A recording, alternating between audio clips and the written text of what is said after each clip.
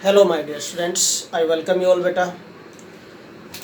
Today we are going to discuss some important terms used in coordination compounds.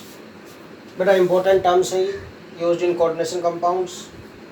आपको आनी चाहिए अच्छी तरह. ओके, तो ध्यान से समझना है इस लेक्चर को आपको. तो कुछ दो इम्पोर्टेंट टर्म हम डिस्कस कर चुके हैं already in first lecture introduction में. Ligands, types of ligands and central metal atom और आयन, ये दो टर्म हम डिस्कस कर चुके हैं. Now next term we are going to discuss today in this lecture coordination number और कोऑर्डिनेशन एंटिटी करेंगे. पहले coordination entity. What do mean by coordination entity, और we can say coordination sphere. Coordination entity भी बोलते हैं बेटा और coordination sphere भी बोलते हैं इसी को. ओके, देखिए क्या होता है कोऑर्डिनेशन एंटिटी और कोऑर्डिनेशन स्फीयर क्या होता है बेटा. सिंपल. तो इस central metal atom and ligands are enclosed in square bracket. These are collectively known as coordination sphere और कोऑर्डिनेशन एंटिटी. इसके ब्रैकेट के अंदर एनक्लोज कर दिया जाता है, तो कलेक्टिवली इनको क्या बोलते हैं, कोऑर्डिनेशन स्फीयर और कोऑर्डिनेशन एंटिटी. ठीक है. The central metal atom, the central metal atom और ion and ligands are enclosed in a square bracket. बेटा enclosed in a square bracket. एक स्क्वायर ब्रैकेट में enclose कर दिया जाता है इनको. ठीक है. This is called coordination entity or coordination sphere. Is called, तो उसके ब्रैकेट के अंदर enclose कर देते हैं इसको. ठीक है. इसको बोलते हैं बेटा is called कोऑर्डिनेशन स्फीयर और कोऑर्डिनेशन एंटिटी. इसको कोऑर्डिनेशन स्फीयर और कोऑर्डिनेशन एंटिटी बोलते हैं. सिंपल. देखो for example I am going to take example बेटा. सपोज K4, ये एग्जांपल ले रहा हूँ मैं. FeCN6, दिस वन बेटा. Okay. So this square bracket, this is square bracket. इस स्क्वायर ब्रैकेट के अंदर आयरन जो Fe है, this is symbol of iron बेटा. सेंट्रल मेटल एटम है ये. And these are the ligands link to this. के ब्रैकेट के अंदर जो न्यूट्रल मॉलिक्यूल्स या बेटा नेगेटिवली चार्ज्ड आयंस लिंक होते हैं to this central metal atom और ion, these are called ligands. इनको लिगेंड्स बोलते हैं. स्क्वायर ब्रैकेट से बाहर होते हैं उनको लिगेंड्स नहीं बोलते, सिर्फ अंदर वाले को लिगेंड्स बोलते हैं बेटा. ठीक है. Now so this total central metal atom and ligands which are enclosed in a square bracket is collectively known as, this is collectively known as coordination sphere or coordination entity. इसको हम coordination sphere या coordination entity बोलते हैं. ठीक है ना.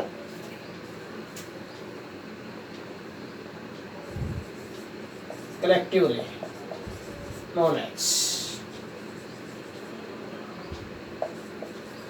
Coordination sphere और coordination entity, इसको बोलते हैं बेटा. नाउ नेक्स्ट जो हम डिस्कस करेंगे बेटा यहाँ पर काउंटर आयंस क्या होते हैं.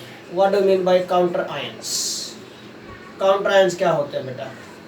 बेटा स्क्वायर ब्रैकेट से बाहर जो भी आयंस आपको दिखाई देते हैं, these are called counter ions. Simple ions होते हैं. The simple ions which are present outside the square bracket are called counter ions. The simple ions बेटा, the simple ions present outside the square bracket, present outside the square bracket beta are called counter ions. इनको counter ions बोलते हैं. Mean in the above example, यही example पर discuss कर लो. अगर यहाँ पर for example this K4 FeCN6. ठीक है. दिस वन, तो ये तो कोऑर्डिनेशन एंटिटी थी. This one coordination entity. तो ये जो है बेटा this potassium ions, these are counter ions. ये काउंटर आयंस हो गए. यहाँ पर काउंटर आयंस हो गए बेटा. 4 काउंटर आयंस है. 4 पोटेशियम आयन यहाँ पर, तो 4 काउंटर आयंस हो गए इस टाइप से. Okay. Another example you can take बेटा. Suppose Cu NH3 6 SO4 this one, ठीक है। Cu NH3 4 ले लेते हैं, कोई भी ले लो, कुछ भी ले लो, ठीक है ना। SO4 दिस, सल्फेट पर 2 नेगेटिव चार्ज होता है। This is counter ion, sulphate is counter ion, this is counter ion here बेटा, outside the square bracket is this counter ion,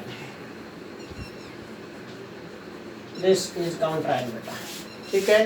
this is counter ion बेटा, मीन जरूरी नहीं कि positive charge ion ही हो, negative charge ion भी हो सकते हैं, इसलिए मैंने दोनों एग्जांपल दिए आप लोगों को यहाँ पर। तो the ions which are present outside the square bracket are called counter ions, इनको काउंटर आयंस बोलते हैं बेटा, सिंपल, बिल्कुल very easy point. Now next is बेटा ऑक्सीडेशन नंबर और oxidation state. Next important term we are going to discuss, oxidation number और oxidation state क्या होते हैं बेटा,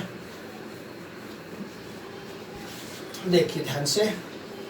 तो what do mean by oxidation number और ऑक्सीडेशन स्टेट, बिल्कुल इजी चैप्टर है, ध्यान से आप समझेंगे, कुछ भी नहीं है, इजीली आप अंडरस्टैंड कर सकते हैं इसको बेटा, कोई प्रॉब्लम वाला पॉइंट नहीं आएगा इसमें बिल्कुल भी आपको। Okay, now I am very much sure about this. तो नेक्स्ट हम डिस्कस करने जा रहे हैं बेटा, थर्ड इंपॉर्टेंट टर्म है जो, दैट इज ऑक्सीडेशन स्टेट और ऑक्सीडेशन नंबर। ऑक्सीडेशन स्टेट और we can say oxidation number. क्या होता है ऑक्सीडेशन स्टेट और ऑक्सीडेशन नंबर? कुछ भी नहीं, the charge carries by central metal atom in any complex is called its oxidation number or oxidation state. Very easy definition. क्या होता है बेटा? The charge carries by central metal atom. Central metal atom जो भी charge carry करता है ion के form में प्रेजेंट होगा, मतलब ठीक है ना, या न्यूट्रल भी हो सकता है, जीरो भी हो सकता है चार्ज। तो charge carries by central metal atom in any complex mean coordination compound, in any complex is called its oxidation number or oxidation state। बेटा कैसे कैलकुलेट करेंगे इस चार्ज को? how we can calculate this charge present on the central metal atom or ion, ठीक है ना, कैसे calculate करेंगे बेटा? देखिए for example I am going to take this example बेटा, Cu NH3 whole 4 SO4 this, ये कोई भी कॉम्प्लेक्स है, हमें सेंट्रल मेटल एटम पर ऑक्सीडेशन की ऑक्सीडेशन स्टेट कैलकुलेट करनी है या फिर इसका ऑक्सीडेशन नंबर कैलकुलेट करना है। This is the central metal atom. Central metal atom, जिस भी सेंट्रल मेटल एटम का आपको ऑक्सीडेशन नंबर कैलकुलेट करना है उसको एक्स अज्यूम करेंगे। 11th क्लास में करते थे हम रेडॉक्स रिएक्शन में, बिल्कुल वैसा ही है, सेम है, बिल्कुल कोई चेंज नहीं है, सेम मेथड, ठीक है। नाउ तो देखिए बेटा, तो एक्स अज्यूम कर लेंगे, कैसे कैलकुलेट करेंगे बेटा? दिस ऑक्सीडेशन नंबर जो होगा, this is calculated by algebraic sum of charges present on central metal atom or central metal ion and ligands and equate this equal to charge present on this coordination sphere, ठीक है। अब SO4 पर कितना charge होता है? Sulphate पर 2 negative charge होता है बेटा, सल्फेट इज 2 नेगेटिव, ठीक है ना। तो any compound as a whole is neutral, SO4 पर 2 नेगेटिव होता है, इस पूरे कोऑर्डिनेशन स्फीयर में कितना आएगा? 2 पॉजिटिव, 2 पॉजिटिव 2 नेगेटिव न्यूट्रल, ठीक है ना। तो any compound as a whole is neutral. अगर कोई ऐसे कंपाउंड देखा तो जरूरी नहीं कि इसके ऊपर जो चार्ज है वही आपको लेना हो, टोटल चार्ज करके सबका इक्वल टू 0 कर देना। 11th में जैसे करते थे वैसे ही, देखो सिंपल। इसके बाद ये सेकंड मेथड में ये बता दूंगा मैं आपको, ठीक है। देखो सिंपल, एक्स बनाना, जिसका कॉपर कैलकुलेट करना, एक्स अज्यूम कर ले बेटा हमने। अमोनिया NH3 पर चार्ज कितना होता है? 0, न्यूट्रल मॉलिक्यूल होता है इंटू 4, प्लस सल्फेट पर 2 नेगेटिव चार्ज होता है बेटा, this is equal to 0। Total charge present on the molecule, any compound as a whole is neutral, इस पर कोई चार्ज नहीं, पूरे पर 0 हो गया। तो कितना आ गया? x plus 0 minus 2 is equal to 0 बेटा, x is equal to plus 2। Oxidation state और ऑक्सीडेशन नंबर ऑफ कॉपर कितना आ गया बेटा? प्लस 2 आ गया, जो x अज्यूम कर लिया था हमने इसका। अंडरस्टैंड किया पॉइंट? सिमिलरली और अनदर मेथड से मैं बता रहा था आपको बेटा कि आप कोऑर्डिनेशन स्फीयर पर चार्ज कैलकुलेट करो कितना होगा। This is counter ion, SO4 2 negative, इस पर 2 नेगेटिव चार्ज है बेटा, तो इस पर कितना आएगा? 2 positive. Mean we can write this Cu NH3 whole 4 2 positive, क्यों? Because this SO4 2 negative, sulphate ion है, 2 नेगेटिव चार्ज होता है, इस पर 2 नेगेटिव, इस पर 2 पॉजिटिव जाएगा, सिंपल सा पॉइंट है। If this has 2 negative charge then इस पर 2 पॉजिटिव चार्ज आएगा। हमने इस कोऑर्डिनेशन स्फीयर और कोऑर्डिनेशन आइडेंटिटी को लिख लिया यहाँ पर, देखो यहाँ लिखा है। ओके, नाउ इस पर हमने ऑक्सीडेशन नंबर x अज्यूम कर लिया इसका, प्लस अमोनिया पर 0 × 4 is equal to total charge on this coordination sphere is +2। ठीक है, देखो अब क्या आएगा, x इज इक्वल टू +2 आ गया, सिंपल। यही सेम है आंसर, सेम है दोनों तरफ से, दोनों मेथड से। तो आप किसी भी मेथड से आप कैलकुलेट कर सकते हैं, इसमें कोई प्रॉब्लम वाली बात नहीं है। ठीक है, I am going to take one more example बेटा। Suppose calculate this PT Cl2En, 1 positive charge, this compound. Okay, example number 1, this is example number 2. Suppose calculate oxidation state of central metal atom, this X calculate कर लिया, X assume कर लिया हमने इसको। Chloride पर 1 negative charge होता है, 2 chloride है तो मल्टीप्लाई बाय 2। इथाइलिन, En किसका सिंबल होता है, ethylene diamine ligands, bidentate ligand का एग्जांपल है, प्रीवियस लेक्चर में हमने डिस्कस किया था। इथाइलिन डायमीन ये होता है बेटा CH2NH2 CH2NH2, दिस। इस पूरे लिगेंड को, इथाइलिन डायमीन को En से रिप्रेजेंट किया जाता है, इसको En से रिप्रेजेंट करते हैं बेटा। ठीक है, तो do not get puzzle. Ethylene diamine neutral molecule, इस पर चार्ज 0 होगा, +0 is equal to charge present on this coordination sphere +1 बेटा। तो x इज इक्वल टू क्या आ गया, उधर जाके ये प्लस का 2 हो गया और +1 है ये, that is x is equal to क्या आ गया बेटा, +3। ऑक्सीडेशन स्टेट ऑफ प्लेटिनम क्या आ गया यहाँ पर, +3 ऑक्सीडेशन स्टेट आ गए बेटा। ठीक है, इस टाइप से आप कैलकुलेट कर सकते हैं। Similarly one more example I am going to take बेटा, ताकि आप इजीली अंडरस्टैंड कर जाए, पजल नहीं होना बिल्कुल भी आप लोगों को, इजी है बिल्कुल ये पॉइंट। ठीक है ना। Third example, suppose K3FeCN6 potassium ferricyanide, क्या नेम होता है इस कंपाउंड का, this compound is potassium ferricyanide, this. K4 हो जाता तो फेरो हो जाता, पोटेशियम फेरोसायनाइड हो जाता है। ठीक है, ऑक्सीडेशन नंबर कैलकुलेट करना है सेंट्रल मेटल एटम पर, कितना आएगा, क्या ऑक्सीडेशन नंबर, x अज्यूम कर लिया। पोटेशियम पर कितना चार्ज होता है, +1 मल्टीप्लाई बाय 3, प्लस ये प्लस कर दिया। ठीक है ना। साइनाइड पर कितना चार्ज होता है, -1 मल्टीप्लाई बाय 6, क्योंकि 6 है ये, is equal to total charge on the compound is 0। ठीक है, सॉल्व कर दो बेटा। x और ये +3 -6 is equal to 0, x is equal to कितना आ गया बेटा, -3, यहाँ पर उधर जाके +3 हो जाएगा। तो ऑक्सीडेशन स्टेट और ऑक्सीडेशन नंबर ऑफ आयरन कितना आ गया, +3 आ गया। इस टाइप से आप कैलकुलेट कर सकते हैं इन एनी केस। बड़ा इंपॉर्टेंट पॉइंट है, क्योंकि आगे नोमेनक्लेचर भी करेंगे बेटा, तो ये आपको ऑक्सीडेशन नंबर कैलकुलेट कैसे किया जाता है आपको आना चाहिए। ठीक है, सिमिलरली अगर मैं ये ले लेता हूँ बेटा K4FeCN6, this compound is potassium ferrocyanide, इसको बोलते हैं पोटेशियम फेरोसायनाइड। थोड़ा सा डिफरेंस है, देखो यहाँ K3 यहाँ K4 है। ठीक है ना, मीन इस पर, इसमें ऑक्सीडेशन स्टेट +3 आएगी, इसमें +2 आएगी ऑक्सीडेशन स्टेट इसकी। तो आयरन का ऑक्सीडेशन स्टेट +2 है बेटा, +4 टोटल होगा पोटेशियम पर, प्लस x अज्यूम कर लिया आयरन का, -6 होगा साइनाइड, टोटल 6 है, equal to 0। x equal to कितना आ गया, +2 ऑक्सीडेशन स्टेट है। ओके, तो +2 ऑक्सीडेशन स्टेट में फेरो, +3 में फेरी। ठीक है ना, तो पोटेशियम फेरोसायनाइड एंड पोटेशियम फेरिसायनाइड। ठीक है, in this way you can calculate oxidation state of central atom. Easily है, बिल्कुल इजी है, you can understand easily this concept, कोई प्रॉब्लम नहीं आनी चाहिए आपको। नेक्स्ट जो टर्म मैं डिस्कस करने जा रहा हूँ बेटा, that is homoleptic and heteroleptic complexes. Homoleptic and heteroleptic complexes क्या होते हैं, what do mean by homoleptic and heteroleptic complexes? बिल्कुल इजी पॉइंट, बिल्कुल इजी पॉइंट। ओके, अच्छा एक और पॉइंट इससे पहले, होमोलैप्टिक हेट्रोलैप्टिक से पहले एक और, इसके साथ साथ इससे आपको डिफरेंस ही पता चलेगा जो आप नेक्स्ट वाली टर्म यूज कर रहा हूँ बेटा। कोऑर्डिनेशन नंबर क्या होता है, what do mean by coordination number, ये डिस्कस कर रहा हूँ पहले। ठीक है, what do mean by coordination number. देखो उसके बाद होमोलैप्टिक और हेट्रोलैप्टिक डिस्कस करूंगा मैं, क्योंकि अभी आपने ऑक्सीडेशन नंबर डिस्कस किया है, अभी मैं कोऑर्डिनेशन नंबर डिस्कस कर रहा हूँ। Fourth, coordination number. What do mean by coordination number? बेटा ऑक्सीडेशन नंबर तो था charge carries by central metal atom और आयन, है ना। कोऑर्डिनेशन नंबर क्या होता है बेटा?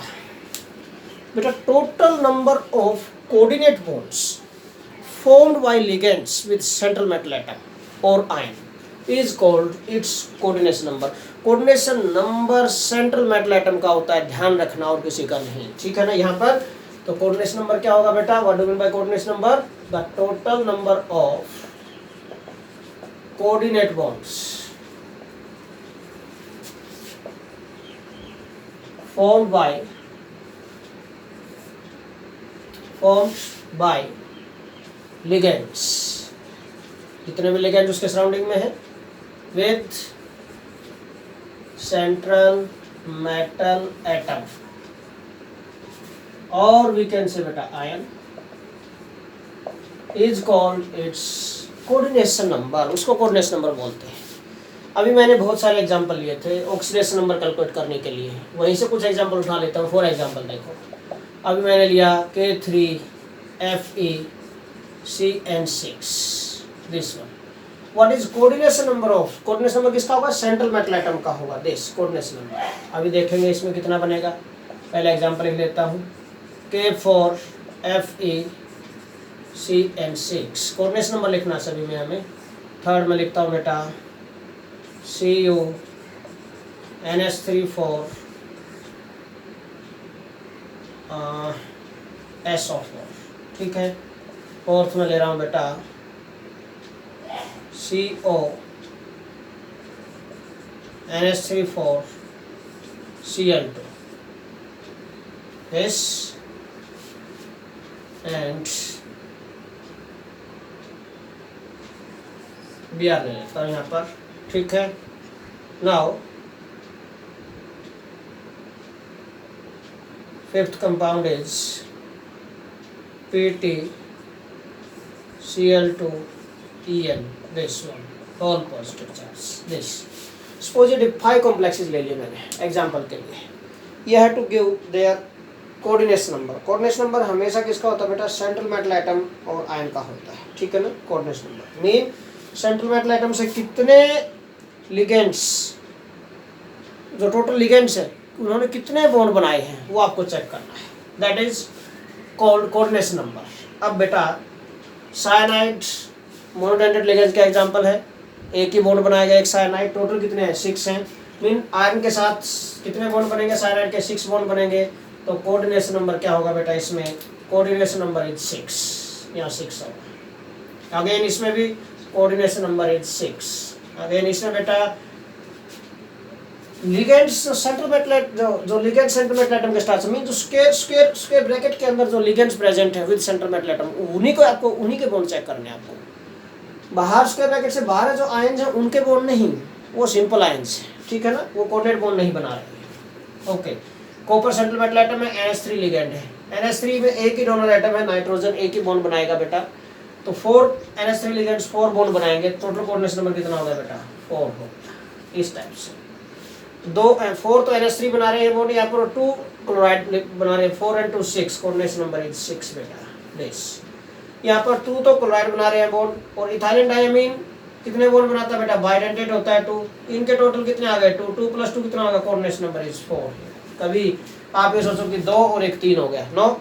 इथाइलिन डायमीन बाइडेंटेट है, 2 बॉन्ड बनाएगा ये, और 2 क्लोराइड है, 2 टोटल बॉन्ड यहाँ से बनेंगे बेटा, coordinate bond 2 and 2 4, coordination number is 4। इस टाइप से आप कोऑर्डिनेशन नंबर कैलकुलेट कर सकते हैं।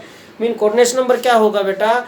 कि total number of coordinate bonds formed by ligands with central metal atom और ion is called coordination number. ये कोऑर्डिनेशन नंबर होता है, बिल्कुल इजी। नाउ नेक्स्ट डेफिनेशन पर आते हैं बेटा, that is homoleptic and heteroleptic complexes. What do mean by homoleptic and heteroleptic complexes? देखिए क्या होते हैं। Fifth, homoleptic complexes. And next is इसी में फर्स्ट पार्ट, सेकंड इसी में डिस्कस कर रहा हूँ, heteroleptic complexes. How we can define these two?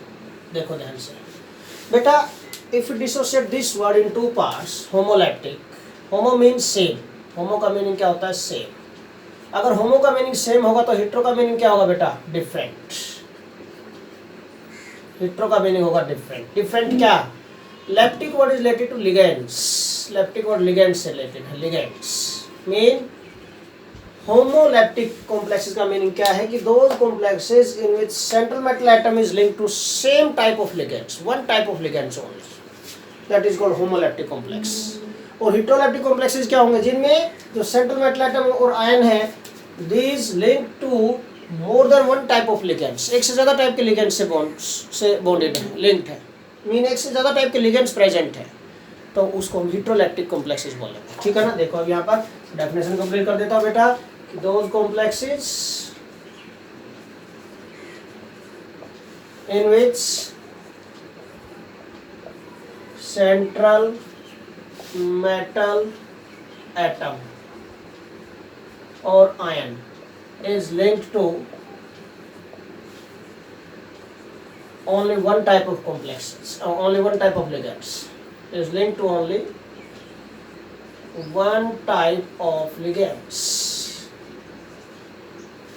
or those complexes in which same type of ligands are present, ठीक है, are called homoleptic complexes. और बोल देता हूं मैं, और क्या होगा? those complexes in which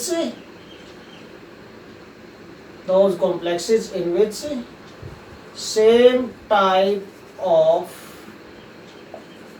ligands are present. Same type of ligands are present, उनको बोलेंगे homoleptic complexes. These are called homoleptic complexes बेटा. ठीक है? तो हिट्रोलेप्टिक क्या होंगे फिर? जिनमें एक से ज्यादा टाइप के कॉम्प्लेक्सेस के जो लिगेंड्स प्रेजेंट है ना? तो those complexes in which more than one type of complexes of ligands, more than one type of ligands are present,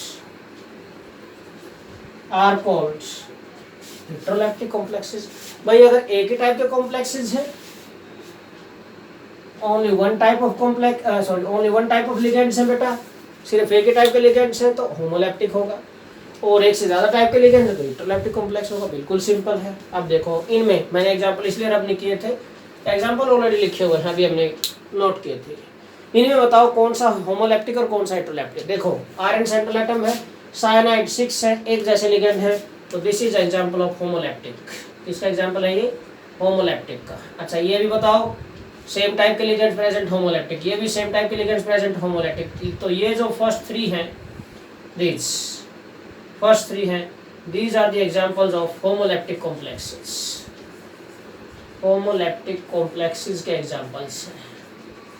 but ये जो टू हैं, these one, इसमें भी एक से ज्यादा टाइप के लिगेंड्स प्रेजेंट है, इसमें भी एक से ज्यादा टाइप के लिगेंड्स प्रेजेंट है. These are the examples of heteroleptic complexes. ये एग्जांपल किसके हैं?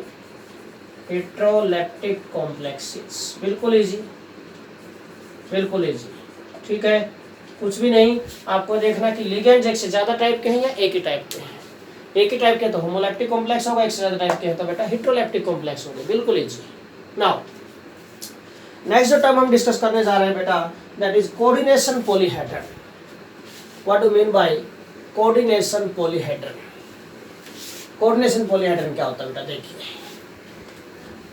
coordination polyhedron कुछ भी नहीं है भाई. जो ligands होते हैं, these ligands link to the central metal atom or ion through specific directions.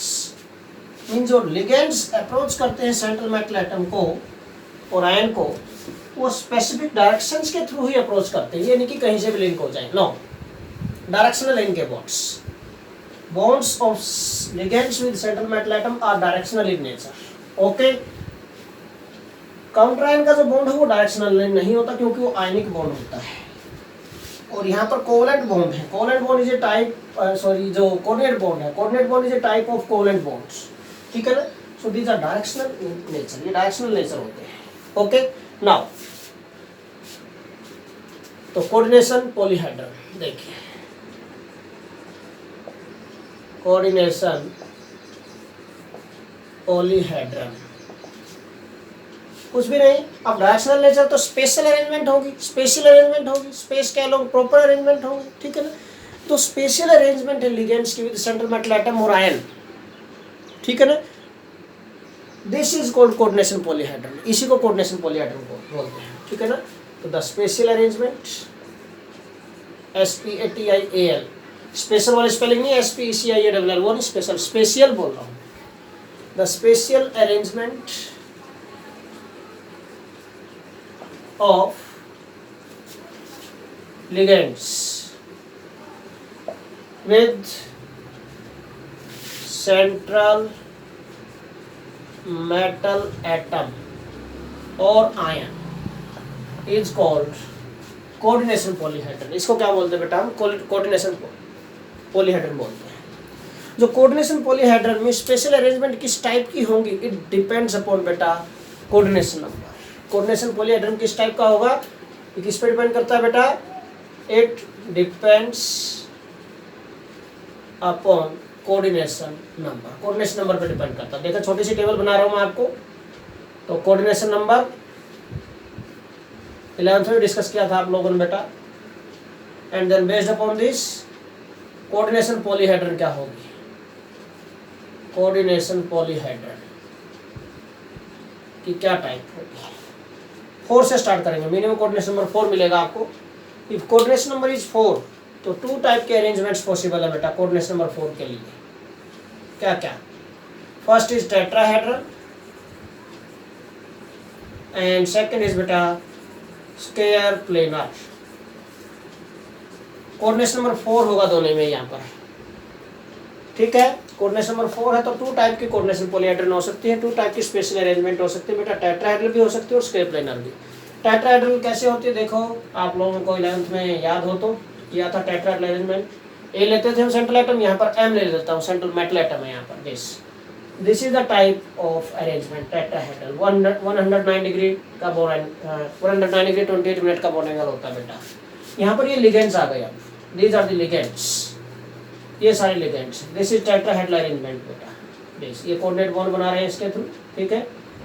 Tetrahedral क्यों? क्योंकि अगर इनके फेसेस को मिलाए हम, इनके पॉइंट्स को मिलाए हम लिगेंड्स के, तो 4 faces are form. Tetra mean 4, hedral word is related to face, 4 faces. ऐसी अरेंजमेंट बनेगी जिसके 4 फेसेस हो, ठीक है। तो देखो 4 फेसेस है, 1 2 3 4, ठीक है। Tetrahedral arrangement. Bond angle is 109 degree 28 minute का बोन एंगल होता है बेटा इसमें। नेक्स्ट तो स्क्वायर प्लेनर है। स्क्वायर प्लेनर कैसे बनती है देखो, ये सेंट्रल मेटल एटम है, सपोज दिस वन, एक स्क्वायर बनाओ, this is square, this is square बेटा। Now all these ligands are present at the 4 corners of this square, यहाँ पर प्रेजेंट होंगे, and this link to the central metal atom और ion through coordinate bonds. अब ये square planar हो गया this one, okay. ये लिगेंड इससे लिंक है बेटा। all ligands, all these 4 ligands and the central metal atom or ion, these are present in बेटा same plane में लाई करते हैं, इसलिए इसको प्लेनर बोला। और स्क्वायर की फॉर्म में बन गई है ज्योमेट्री, ये special arrangement. So this geometry is called square planar, ये स्क्वायर प्लेनर होगी बेटा, ठीक है ना। यहाँ पर बोन एंगल सभी 90 डिग्री के होंगे बोन एंगल, क्यों? Because diagonals of a square intersect to each other at an angle of 90 degree, ठीक है। नाउ नेक्स्ट बेटा, कोऑर्डिनेशन नंबर अगर 5 है तो, if coordination number is 5 then what happens? coordination number 5 है तो किस टाइप का अरेंजमेंट होगी बेटा, ठीक है। देखिए, if coordination number is 5 बेटा, then geometry और we can say coordination polyhedron जो होगा, this is trigonal bipyramidal, trigonal bipyramidal, this is the geometry in case of when coordination number is 5। देखो कैसे बेटा, कैसे होगी अरेंजमेंट, ट्रायंगल बाइपिरामिडल कैसे अरेंजमेंट होती थी, क्या थी, थोड़ा सा रिमाइंड करवा देता हूँ आपको मैं आपसे।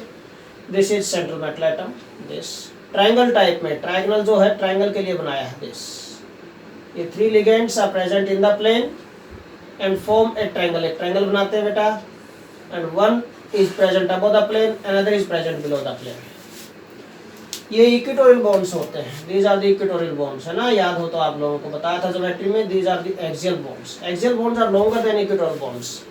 पी ब्लॉक एलिमेंट में भी यूजफुल होगा पॉइंट, ये आपको आना चाहिए, पता होना चाहिए। नाउ व्हाट हैपेंस बेटा, देखो ये अगर इसको मिला देते हैं हम, ये ट्रायंगल लाइक बन गई ज्योमेट्री इसमें, ये देखो यस। तो इसके लिए बोला ट्रायंगल और वी कैन से ट्रायगोनल, ठीक है ना। और bipyramidal, one is above the plane, another is below the plane. यहाँ पर लिगेंड्स प्रेजेंट होंगे इन पॉइंट्स पर, इन कॉर्नर्स पर, ठीक है ना। This is one ligand, second ligand, third ligand, fourth ligand, fifth ligand, ये लिगेंड्स हैं। And these ligands form coordinate bonds. ये जो लिगेंड्स हैं यहाँ पर, these are going to make coordinate bonds. ये कोऑर्डिनेट बॉन्ड बना रहे हैं बेटा, सभी के सभी कोऑर्डिनेट बॉन्ड्स आर फॉर्मिंग, ठीक है ना। ये M है जो, this is central metal atom, ये सेंट्रल मेटल एटम है, सेंटर में दिस वन, ठीक है। This M is central metal atom, ये हो गया, ओके बेटा। सो this is triangle bipyramidal geometry. अगर 5 लिगेंड्स है, कोऑर्डिनेट नंबर 5 है, तो ये बनेगी बेटा बॉन्ड एंगल्स होंगे यहाँ पर जो इन द प्लेन है। देखो यहाँ पर सर्कल है इस मेटल के अराउंड, तो 360 को 3 पार्ट्स में डिवाइड किया तो 120 का बॉन्ड एंगल हो गया। इन द प्लेन 120 डिग्री का, दो अबव एंड बिलो 90 डिग्री के एंगल में प्रेजेंट है तो 90 डिग्री का, परपेंडिकुलर है तो 90 डिग्री का बॉन्ड एंगल हो गया, ठीक है। 120 डिग्री 90 डिग्री के बॉन्ड एंगल्स होते हैं in this geometry. Now last जो हम यहाँ पर डिस्कस करेंगे that is if coordination number is 6। अगर कोऑर्डिनेशन नंबर 6 है बेटा, then what happens, 6 coordination number है तो ज्योमेट्री क्या होगी, octahedral. In that case geometry is octahedral, octahedral. Octa mean 8, hedral word is related to face, mean ऐसी geometry है जिसके 8 फेसेस हैं, ऐसी ज्योमेट्री को ऑक्टाहेड्रल ज्योमेट्री बोलते हैं बेटा। देखो कैसे, now we can discuss this. देखिए कैसे इसको ड्रॉ कर सकते हैं। ऑक्टाहेड्रल ज्योमेट्री बनानी है, कोऑर्डिनेशन पॉलीहेड्रन बनाना आपको। This is central metal atom भाई, दिस इज स्क्वायर सपोज, एक स्क्वायर बना लो, this one, these are the 4 bonds linked to the central metal atom, 1 2 3 4। ये इक्विटोरियल बॉन्ड्स हो गए which are present in the plane।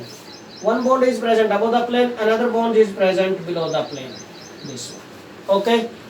ये जो geometry है this is octahedral, 8 faces हैं इसके, 8 फेसेस आते हैं। और बेटा ये सपोज ऐसे बना लेते हैं हम इसको, दिस वन ये इस टाइप से है सीधा, दिस वन सपोज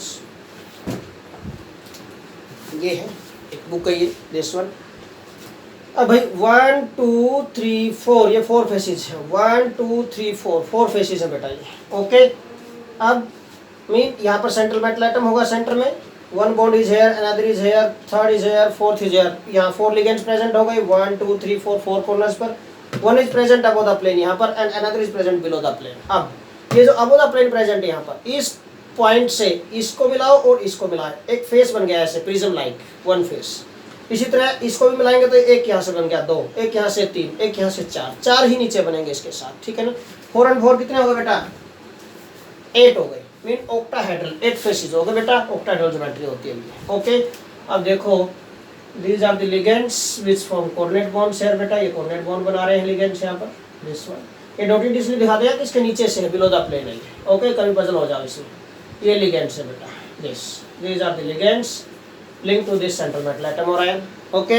अब ये स्क्वायर है, स्क्वायर के डायगोनल एक दूसरे को 90 डिग्री पे कट करेंगे, 90 डिग्री का बॉन्ड एंगल। अब 1 बिलो ये परपेंडिकुलर, ये भी 90 डिग्री के, all bond angles are of 90 degree बेटा, सभी 90 डिग्री के बॉन्ड एंगल है, ओके।